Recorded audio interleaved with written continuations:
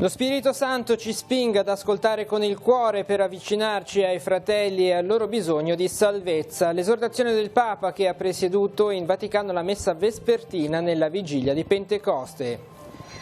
E nella solennità di Pentecoste la gioia della diocesi di Chiavari per il dono di un nuovo sacerdote. Domani il vescovo imporrà le mani su Alessandro Cavallo. Questa sera veglia di preghiera in cattedrale. La Chiesa non si basa sui riti ma sulla risposta alla domanda di Cristo, mi ami tu? La riflessione del Vescovo nella celebrazione del precetto pasquale alla Tec di Ne. Il 52esimo premio Andersen è stato assegnato ad una esordiente romana, Valeria Bellobono, 41 anni, che ha scritto Mezzo grammo e la neve, miglior fiaba straniera ad un bambino russo di 9 anni. Noi oltretutto, il programma di riabilitazione per disabili motori e cognitivi inaugurato al Centro Acquarone di Chiavari, la struttura dotata di una nuova sala multimediale. Va al Chiavari Nuoto la gara 1 dei play-out di Serie B di pallanuoto maschile, sconfitta la Mestrina per 7-5, il match decisivo deciso nel finale da una doppietta del giovane Pietro Mangiante. Buonasera ai telespettatori di Tigulli Oggi. Lo Spirito Santo ci spinga ad ascoltare con il cuore per metterci in ascolto dei fratelli e rispondere così al loro bisogno di salvezza. Lo ha detto Papa Francesco, che questo pomeriggio in piazza San Pietro ha presieduto la Santa Messa Vespertina nella vigilia di Pentecoste. Vediamo il servizio.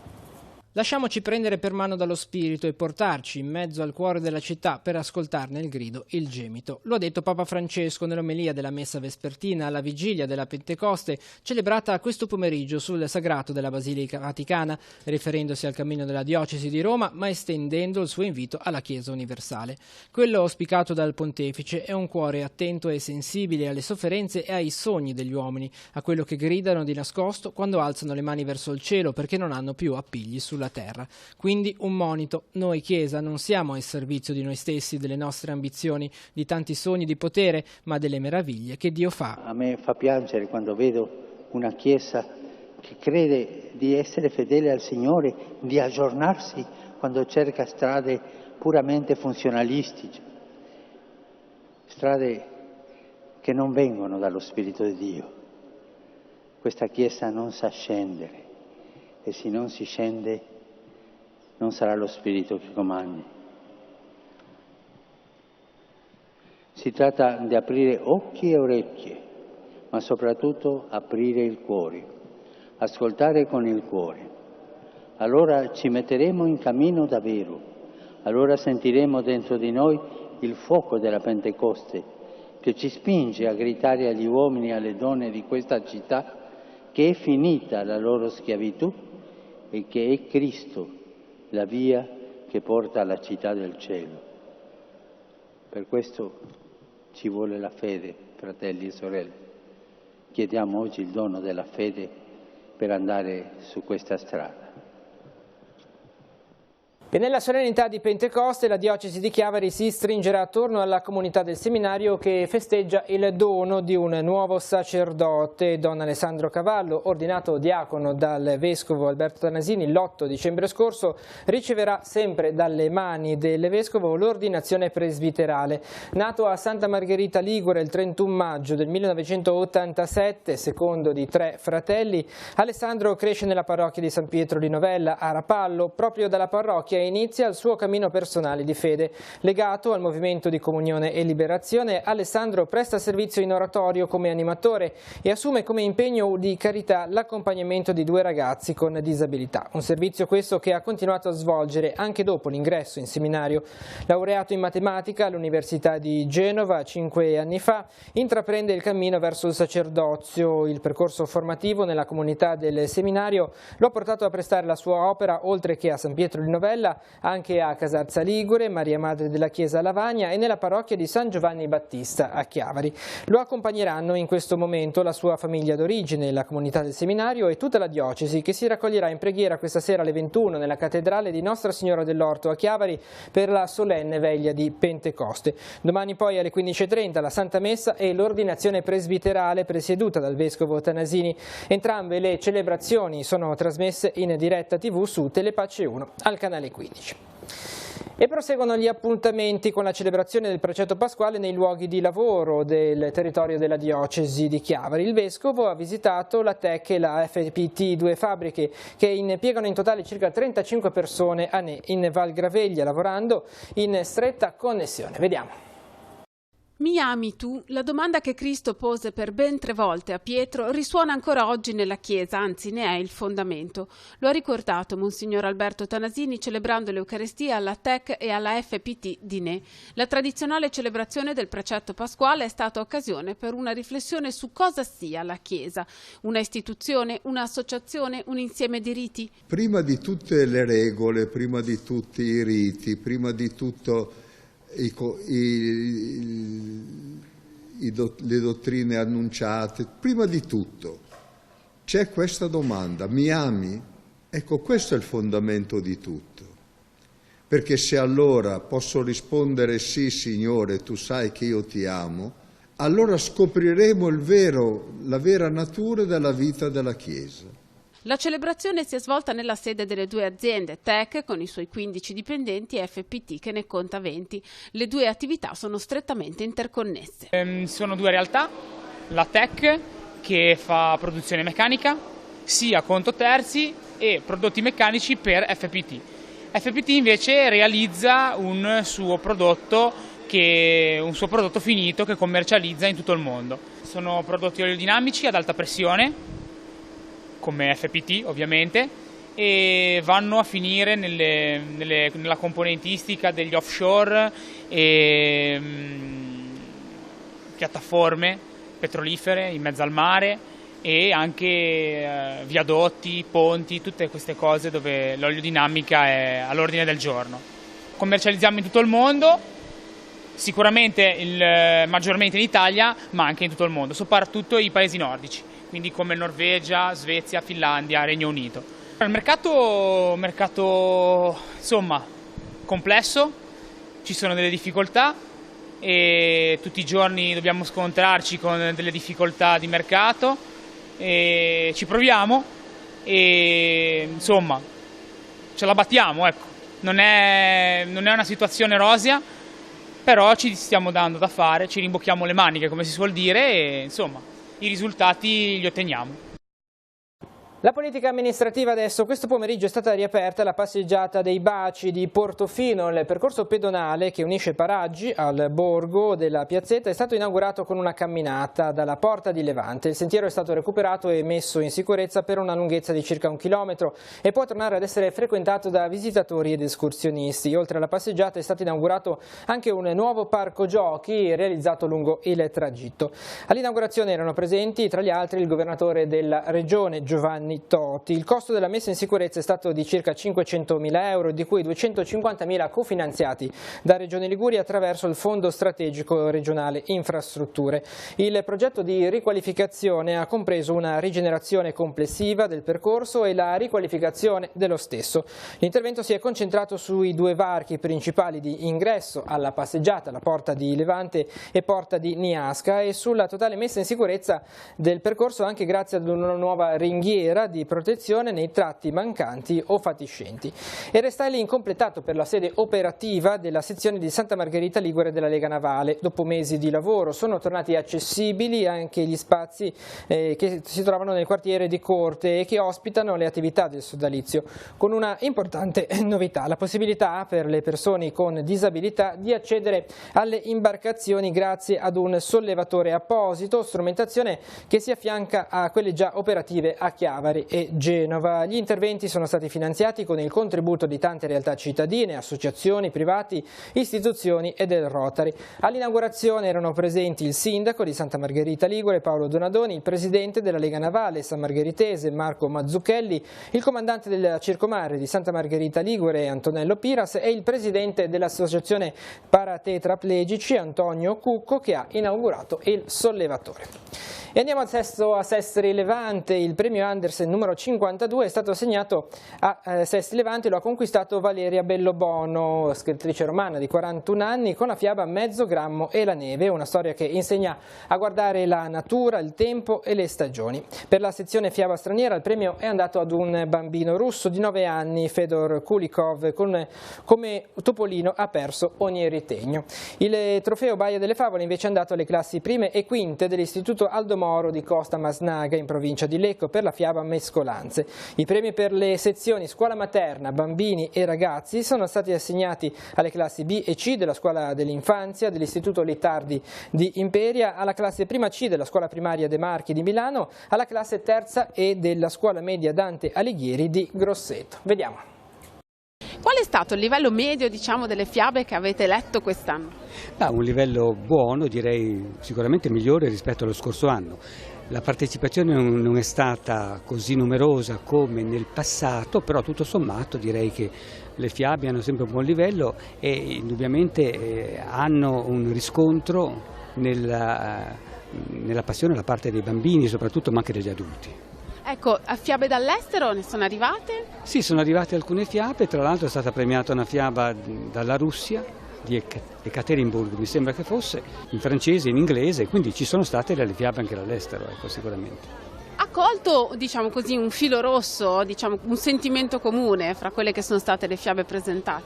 Ma sì, direi, quest'anno mi è sembrato di vedere con una certa frequenza un richiamo all'ambiente, alla tutela dell'ambiente, al rispetto appunto dell'ambiente, al clima. E poi anche c'è un'altra tendenza, quella di considerare il problema oggi dell'immigrazione, quindi della multiculturalità, in un certo modo questo c'è. Sono temi che si sentono e quindi riflettono quella che è, quello che è il clima della nostra società. Certamente teniamo presente che i bambini sono anche guidati, quindi certe fiabe anche ovviamente sono state in un certo modo indirizzate da parte degli insegnanti, da parte dei genitori. Poi sono i bambini che esprimono la loro idea, certamente quella è molto importante, però sicuramente la fiaba è anche un modo per affrontare certi argomenti, certi problemi che sono seri. Edizione 2019 del premio letterario Hans Christian Andersen e del Festival Andersen, sicuramente nomi davvero importanti quest'anno. Sì, nomi davvero importanti, insomma una grande kermesse, una grande manifestazione legata a questo premio che compie quest'anno 52 anni, mi sembra una buona occasione per festeggiare, insomma parlare ancora di fiabe che comunque ci aiutano a superare i nostri momenti bui della vita. E ci dicevano dalla giuria temi quanto mai attuali tra le fiabe che hanno partecipato. Sì, temi di grande attualità come l'ecologia, come l'immigrazione, temi sociali, temi anche legati agli animali, insomma ce n'è per tutti i gusti. Gli animali sono sempre i protagonisti delle fiabe, no? Perché sono delle metafore e quindi insomma è stata un'edizione veramente entusiasmante. Tante fiabe arrivate dall'estero, soprattutto dall'est europeo e quindi insomma buon Andersen a tutti. Lunedì prenderanno il via diversi interventi di riqualificazione in centro a Chiavari. I lavori interesseranno la pavimentazione e i sottoportici di Piazza Roma, lato nord e lato levante, la parte terminale di Corso Dante, compresa tra via Marsala e piazza Cavour. L'importo complessivo è di 225.000 euro oltre all'IVA. L'intervento prevede opere di manutenzione, recupero e restyling delle pavimentazioni dei marciapiedi della zona di Piazza Roma e di Corso Dante. Si tratta di un risanamento conservativo con l'introduzione di alcune innovazioni, oltre al recupero recupero in senso stretto con materiali analoghi all'esistente. Si prevede di ampliare la zona pavimentata della piazza e di utilizzare basoli in arenaria per il tratto iniziale di Corso Dante, in continuità con via Vittorio Veneto. Obiettivo: uniformare la zona alle caratteristiche proprie del centro storico. Per consentire lo svolgimento di questi interventi, dalle 8 di lunedì e sino al termine dei lavori sarà interdetta la sosta di veicoli in Corso Dante, nel tratto a ponente di piazza Cavour, piazza Roma e via Grimaldi. Nello stesso periodo è sospesa la circolazione pedonale e veicolare nel tratto di Corso Dante a ponente di piazza Roma e in via Grimaldi. È stata inoltre istituita un'area di sosta riservata a motocicli e ciclomotori nel tratto compreso tra via Grimaldi e piazza Matteotti.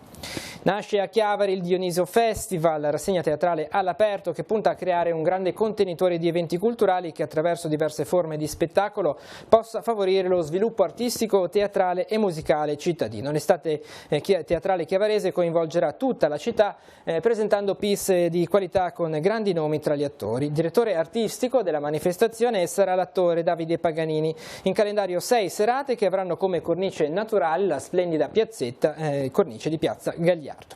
E si chiama Noi Oltretutto, è il nuovo programma di riabilitazione progettato nell'area disabile del Centro Benedetto Acquarone di Chiavari, rivolto a persone con gravi disabilità motorie e intellettive. Il servizio è stato realizzato grazie all'acquisizione di nuovi strumenti multimediali che favoriscono l'interazione da parte dei pazienti, acquistati grazie alla generosità di molti benefattori. Nelle settimane scorse la struttura è stata visitata anche dal Ministro per la Famiglia e la Disabilità, Lorenzo Fontana. Vediamo il servizio. Donnando la definiva una città dentro la città. La realtà del Centro Benedetto Acquarone ha questa impronta, ovvero di essere accogliente nei confronti di tutti e pronta a fronteggiare ogni difficoltà della persona.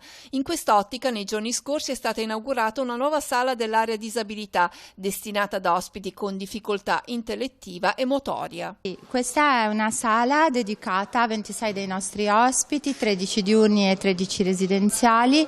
Sono persone affette da ritardo mentale, ma soprattutto hanno in associazione disturbi motori, sensoriali e di comunicazioni. La nuova disposizione dei locali ha comportato anche una nuova definizione dell'attività del programma di riabilitazione denominato Noi Oltretutto. Attualmente abbiamo quindi potuto realizzare una grande sala che è possibile utilizzare sia separatamente, perché i ragazzi sono tanti e necessitano di lavorare a piccolo gruppo, utilizzando la porta scorrevole che quando viene chiusa rappresenta una vera e propria parete, e sia potendo beneficiare di uno spazio invece ampio per tutte le attività ricreative, di animazione, visione di film, eccetera. Anche gli arredi sono stati pensati per poter essere utilizzati in modo differente a seconda delle attività che andiamo a proporre. La realizzazione è stata resa possibile grazie alla generosità di tanti benefattori e al contributo del distretto Rotary Genova.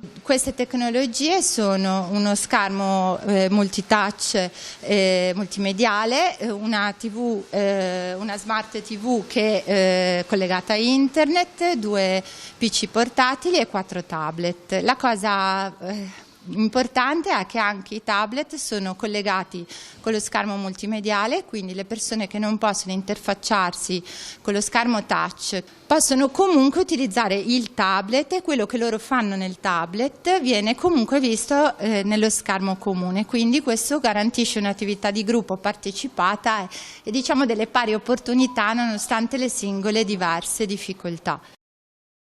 La cronaca adesso: ha preso il suo scooter, non ha indossato il casco ed è caduto e ha strisciato lungo l'asfalto per diversi metri. Un incidente è avvenuto questa mattina a San Michele di Pagana, in sella al motorino un ragazzo. Non sono stati coinvolti altri mezzi.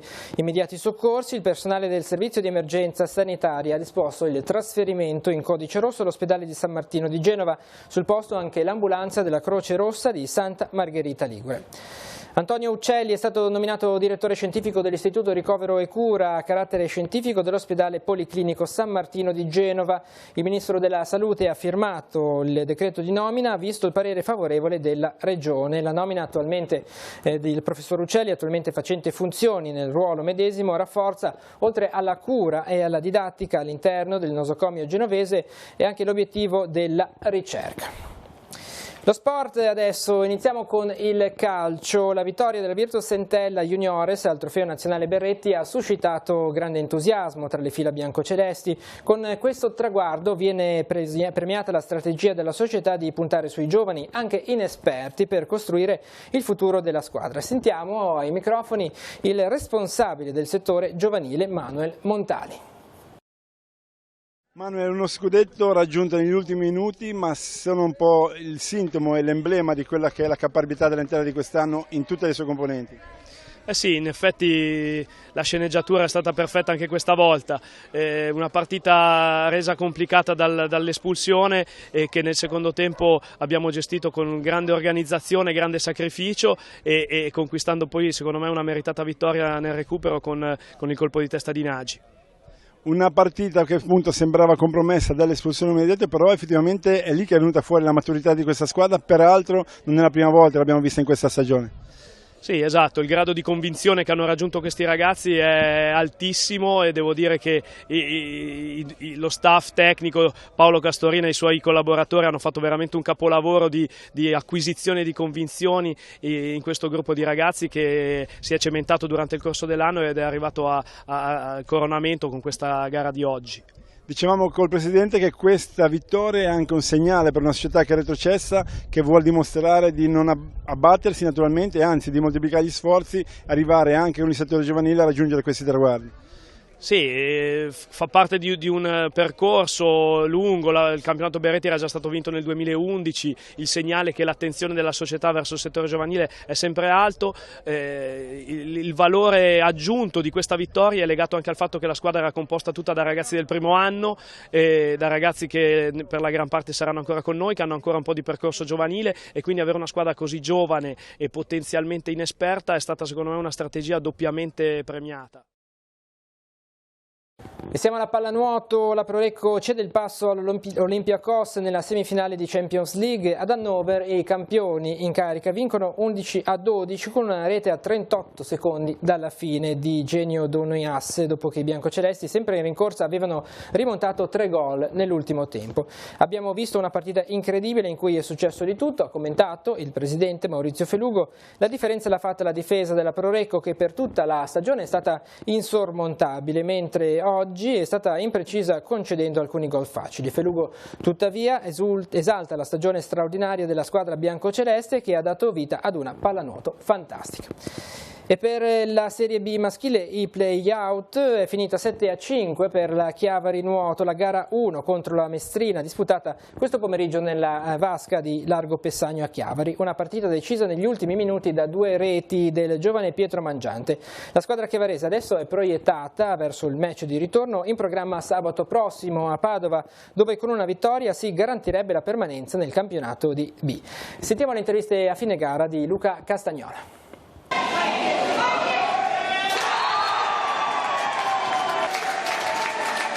Una bella vittoria per la prima partita, una vittoria soprattutto molto importante, anche se sudata, ecco, decisamente. Sì, molto sudata, insomma loro giocano molto aggressivi, speravo che ci mollassero un pochettino, invece questo gioco aggressivo l'hanno fatto per 4 tempi, devo dire che è la loro particolarità principale.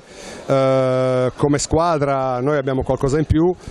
Siamo molto nelle mani degli arbitri, nel senso del metro dell'arbitraggio, più che sulle decisioni, diciamo, però noi dobbiamo cercare di adeguarci al loro gioco e quindi di conseguenza all'arbitraggio. Ecco, abbiamo visto i giovani protagonisti nella parte finale, ecco, 2 bei gol di Pietro Mangiante che hanno portato il risultato dal 5-5 al 7-5, quindi giovani che stanno crescendo e bene. Sì, allora dobbiamo tenere presente che stiamo facendo un play-out di Serie B, quindi se vogliamo parlare di livello assoluto siamo a un livello basso, però devo dire che in realtà è un livello in questo momento molto adeguato, diciamo, alla nostra realtà, e quindi da questo punto di vista devo dire che i giovani stanno facendo un'ottima esperienza e stanno dando delle ottime risposte. Pietro, protagonista perché gli ultimi 2 gol dal 5-5 al 7-5 li hai segnati te. Sì, sono state delle belle occasioni, sono riuscito a sfruttarle, ma naturalmente grazie alla squadra, grazie a Jacopo con la traversa e a Mattia del passaggio Comunque del resto stiamo migliorando, e tutto frutto degli allenamenti di Pisano e della volontà che ci mettiamo noi negli allenamenti. Adesso c'è il ritorno a Padova contro la Mestrina e poi dopo vediamo cosa succede. Assolutamente sì, diciamo che sta vittoria ce la siamo meritata, combattuta fino alla fine, però con cattiveria ce l'abbiamo fatta alla fine. Sì, a Padova sarà una gara difficile, però speriamo in bene e speriamo di fare una buona prestazione.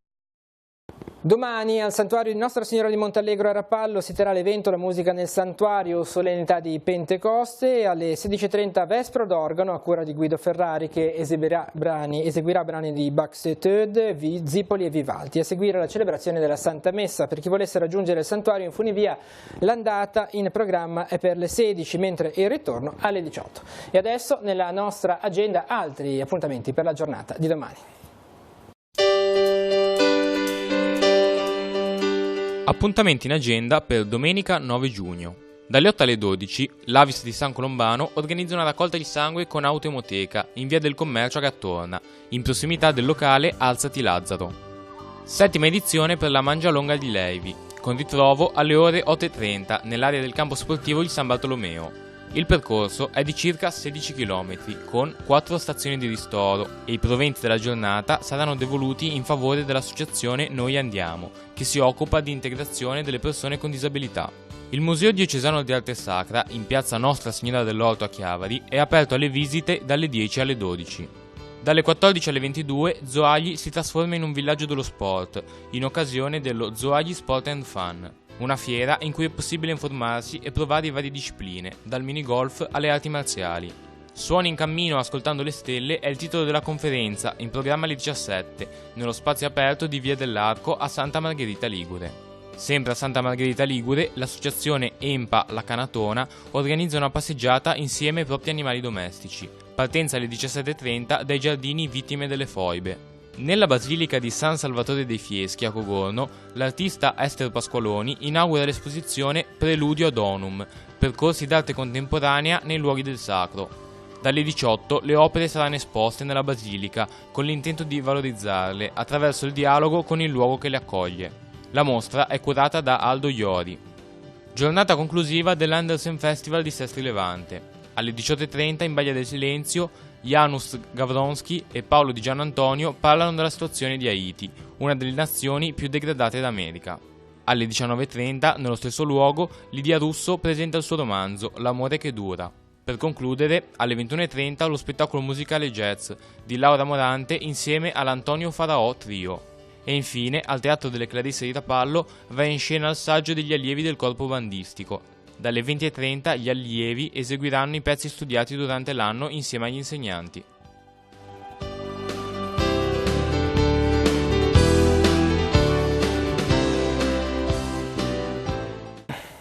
Ed è tutto per questa edizione di Tigulli Oggi. L'informazione torna lunedì mattina alle 7:30 con la nostra rassegna stampa. Continua sul nostro sito teleradiopace.com e sul canale 187 Telepace News. Grazie per essere stati con noi, buon proseguimento di serata e buona domenica.